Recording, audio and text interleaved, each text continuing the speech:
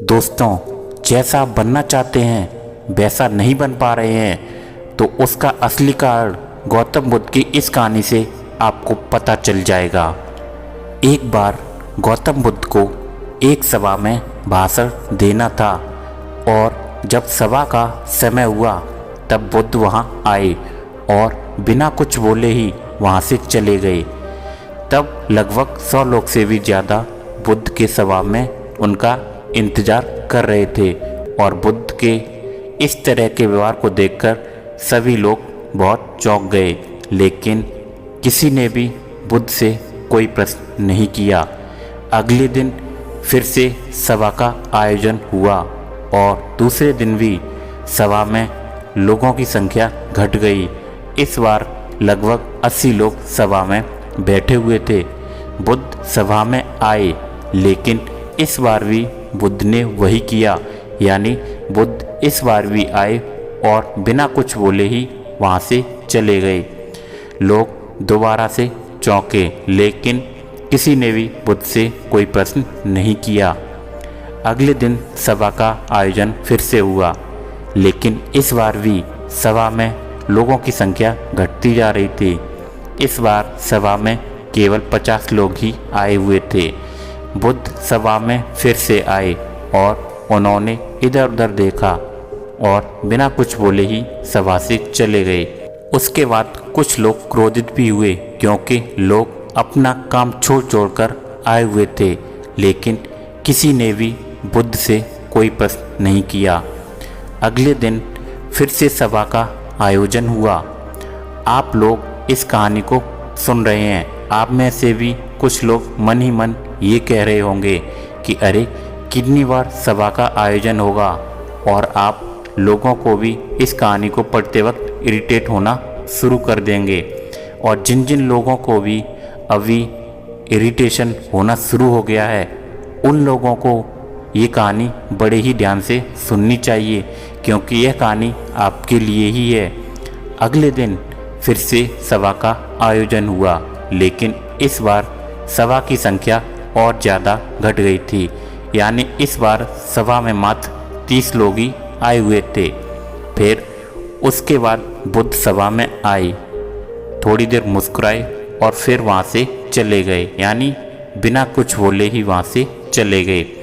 इस बार भी लोग बहुत क्रोधित हुए और इस बार लोगों ने पीछे से कुछ कहा भी और बड़बड़ाए भी, लेकिन बुद्ध ने उनके किसी प्रश्न का उत्तर नहीं दिया। दोस्तों, अगले दिन फिर से सभा का आयोजन हुआ और इस बार लोगों की संख्या बहुत ज़्यादा घट गई थी, यानी इस बार सभा में 15 लोग ही आए हुए थे।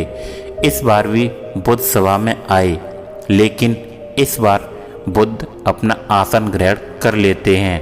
फिर बुद्ध बोले और बुद्ध ने उन 15 लोगों को उपदेश दिया और वे 15 लोग ही बुद्ध के भिक्षु बन गए और आगे चलकर उन 15 लोगों ने ही बुद्ध के ज्ञान को अलग अलग दिशाओं में फैला दिया।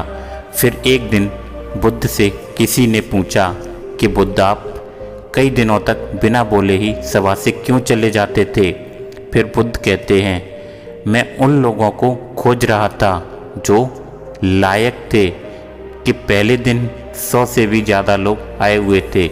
उसमें से ज़्यादातर लोग सिर्फ आए हुए थे, उन्हें मेरे उपदेश से कोई मतलब नहीं था, वे बस आ गए थे।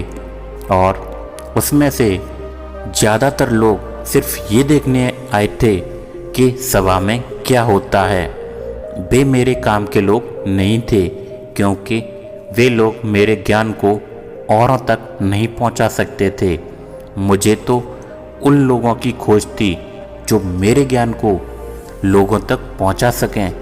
कई दिनों तक सभा से बिना बोले ही मैं इसीलिए चला गया, क्योंकि मैं ये देखना चाहता था कि वे कौन लोग हैं जिनके भीतर वास्तव में प्यास है। जिन लोगों के भीतर वास्तव में प्यास थी, वे लोग अंत तक रुके रहे, और जो लोग बस ऐसे ही आए थे, वे लोग पहले या दूसरे दिन ही चले गए। जिनके भीतर धैर्य था, उन्हें मुक्ति का मार्ग भी मिला, और जो लोग जल्दबाजी में थे वे लोग अब घर में बैठे हुए हैं। सवाल ये नहीं था कि मैं तुम्हें क्या दे सकता हूँ, बल्कि सवाल ये था कि तुम क्या ले सकते हो। तुम्हारा पात्र कितना बड़ा है और कितने के तुम हकदार हो।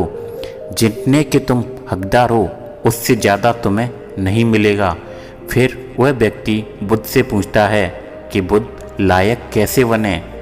फिर बुद्ध जी कहते हैं जिस व्यक्ति के अंदर धैर्य है वह अपने जीवन में कुछ भी पा सकता है। सभा में जितने भी लोग आए हुए थे और उसमें से अंत तक वही रखे जिनके अंदर धैर्य था।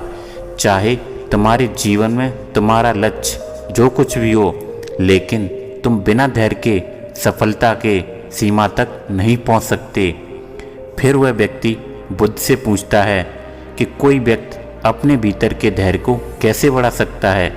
तभी बुद्ध जी कहते हैं निरंतर अभ्यास के द्वारा हम अपने भीतर के धैर्य को बढ़ा सकते हैं। जैसे कोई व्यक्ति जब ध्यान करना शुरू कर देता है तो उसका मन उसके सामने कई सारे अड़चनें लाता है, लेकिन उसका धैर्य उसे एक दिन उसके लक्ष्य तक जरूर पहुंचा देता है। फिर वह व्यक्ति बुद्ध से कहता है मैं समझ गया बुद्ध, यानी मुझे धैर्य के साथ निरंतर अभ्यास करने की आवश्यकता भी है। तो दोस्तों, अब आपको समझ आ गया होगा कि आपके पास वो क्यों नहीं है जो आप पाना चाहते हो, क्योंकि आप उसके लायक नहीं हो। आप लायक तभी बनेंगे जब आप अपने भीतर धैर्य को बढ़ाएंगे, और धैर्य तभी बढ़ेगा जब आप निरंतर अभ्यास के द्वारा अपने धैर्य को बढ़ाते जाएंगे।